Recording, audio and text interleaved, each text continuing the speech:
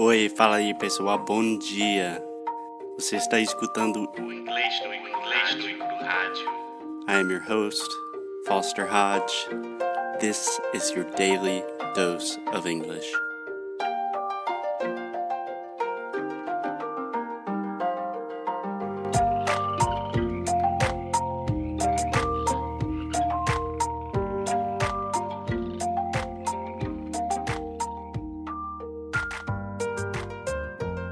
Hey, what's up guys? Foster from Inglês no Cru. I am here with Alexia. Alexia is suffering because she just got back from a Pure Bar class. Yes, first Pure Bar class in more or less 1 year. Yeah.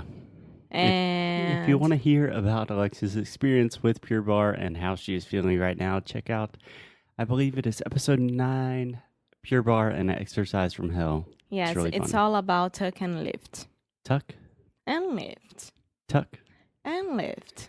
So, Alexia, we have 2 interesting things about this episode today. First, we are recording outside, which is a delight, a pleasure. It's so good. Right now it's 6 o'clock and still super sunny outside. And it's amazing because this is what I call life quality. I'm going to give be very easy on Alexia right now. So, quality of life. Damn it. Yeah, quality of life. Quality of life. Yeah. So, another reason why this is a unique episode today is because we're going to talk about something that we don't talk about much on the show. It's about something that you love. Yeah, we're going to talk about politics. Yes. More specifically, we're going to talk about Trump. Something that you don't love, but you love talking about it. Yeah, so when I am not on the radio, I'm not a very political person, and I always wanted Inglês no Cru to be completely apolitical. So we do not hold judgments in one direction or the other, but I have to say, just really quick, that all of the bullshit happening on the border, Trump separating families, that is absolutely disgusting, and I never thought my home country would continue to do something like that. I mean, we've done that a lot in the past, but it really pisses me off. It's not with zero tolerance the way it is right now, right? Yeah, I mean, I try to maintain some, I don't know. It's a complicated situation because I'm from the South. I'm from South Carolina, which is a state that voted 95% for Trump. Most people I know voted for Trump. When Trump first announced his Muslim ban, it was in my home state in the capital in South Carolina. So it's a difficult issue for me. And with immigration, I do get mad. But today we're going to talk about Trump and language and not Trump and politics. Okay? Okie dokie. So if I get too mad, just stop me. Okay. So Alexia, I think a good place to start is with the pronunciation of Trump. His name. Yeah. So the most interesting thing here for me is the TR sound in English is totally different from the TR sound in Portuguese. Yes. You know? Okay, so give me a TR word in Portuguese. Trabalho. Exactly, or like três. So to make that sound, which is a difficult sound for me, you are putting your tongue right behind your teeth, and it's really it's more of a T sound, right? Mm-hmm. But the TR sound in English normally makes what I would call the CH sound. So it's the same sound as like Thiago, right? Tiago Trump. Yes, it's exactly the same sound. So we're making the ch sound, just like train, track, something like that. Travel. So yeah, travel. So you're making the TR sound, and then you're combining that with the American R sound, which is the R. If you're having trouble with this sound, you can put a vowel in between this, and you can say ch-rump.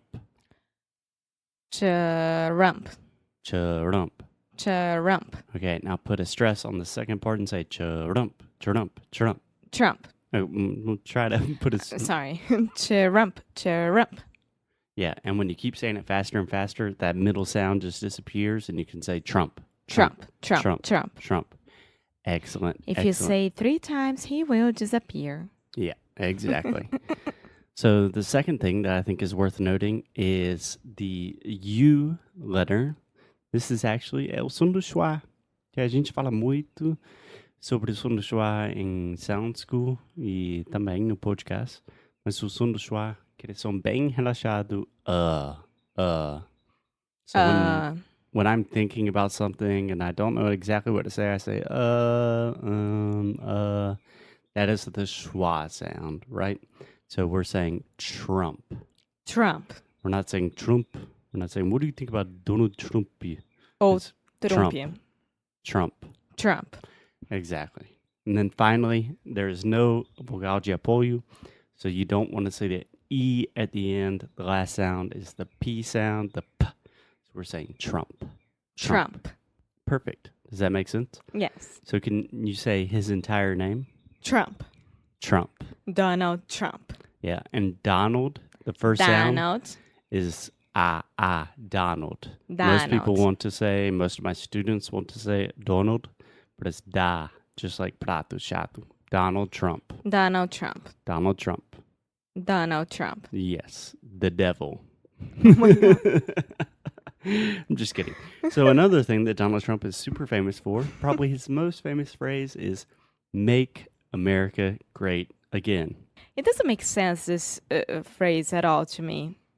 Just a side note right now. Because when was America not great? Yeah. There are plenty of examples of when America has done terrible things. But with him, it's worse. That's why it makes no sense for me. Exactly. Yeah, there are a lot of funny videos with like interviews and Jimmy Kimmel and Jimmy Fallon, all the late night shows where they ask Trump voters, like, tell me when was America great? And they say, like, I don't know, after World War II when we defeated the Nazis. They're like, oh, yeah, when America was completely segregated, women didn't have the right to vote. And they're like, yes, that's what I'm talking about. Yeah, so we're trying. This is my only comment about it. Yeah, we're trying not to be too political. But let's look at this linguistically. So make, a lot of my students would say make you with the vogal de apoio. So the E is silent. So just think the A sound, just like they. So you say make. Make. Perfect.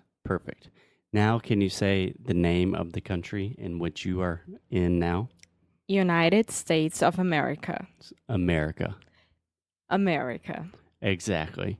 So listen carefully. I'm not saying America. It is the schwa in the beginning, at the end. America. America. Exactly. So a super lazy, relaxed sound. If you're having trouble with this, just try to relax your throat, relax your lips, and just say America. America. Perfect. Great.